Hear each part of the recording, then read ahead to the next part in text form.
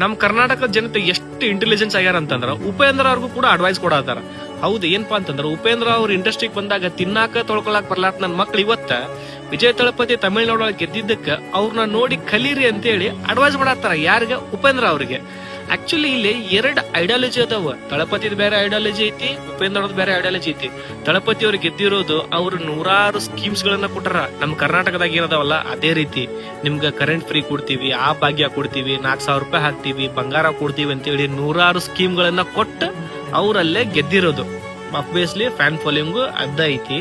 But Upendra ಅವರಿಗೆ comparison ಇಲ್ಲ. ಯಾಕಪ್ಪ ಅಂತಂದ್ರ ಉಪೇಂದ್ರ ಅವ್ರ ಐಡಿಯಾಲಜಿ ಏನೈತಪ್ಪ ಅಂತಂದ್ರ, ನಾನು ನಾಯಕ ಆಗಿ 50% ನಾನ್ ಕೆಲಸ ಮಾಡಿದ್ರೆ ನೀನು ಪ್ರಜೆಯಾಗಿ ನನ್ನ ಜೊತೆ ನೀನು ಕೂಡ 50% ಕೆಲಸ ಮಾಡ್ಬೇಕನ್ನೋದು ಅವ್ರ ಐಡಿಯಾಲಜಿ. ಬಟ್ ತಮ್ಮ ಮನಿ ಕೆಲಸ ಮಾಡಾಕ ರೆಡಿ ಇಲ್ಲ ನಮ್ಮ ಜನತೆ. ಇನ್ನು ಉಪೇಂದ್ರ ಅವ್ರ ಜೊತೆ ಸೇರಿ ರಾಜ್ಯ ನಡೆಸುವಂತ ಕೆಲಸ ಮಾಡ್ತಾರ. ಸೊ ನೋಡ್ರಿಪ್ಪ, ನಮ್ ಜನಕ್ಕೆ ಕೆಲಸ ಮಾಡೋದು ಬೇಕಾಗಿಲ್ಲ. ಪುಕ್ಷಟಿ ಯಾರು ಏನ್ ಕೊಡ್ತಾರ ಅವ್ರಿಗೆ ಜೈ ಅನ್ನುವಂತ ಮೈಂಡ್ ಸೆಟ್ ನಮ್ ಜನದ. ನಂದು ಹಿಡ್ದ, ನಾ ಏನ್ ಸಾಚ ಅಲ್ಲ.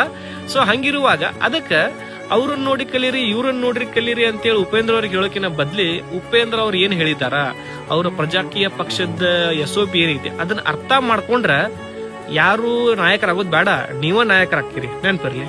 ಪ್ರಜೆಗಳಿಂದ ಪ್ರಜಾಕೀಯ, ಪ್ರಜೆಗಳಿಗಾಗಿ ಪ್ರಜಾಕೀಯ, ಪ್ರಜೆಗಳಿಗೋಸ್ಕರ ಪ್ರಜಾಕೀಯ, ಮಟ್ಟ ಹಾಕಲು ರಾಜಕೀಯ. ನಮ್ಮಿಂದ ನಮಗ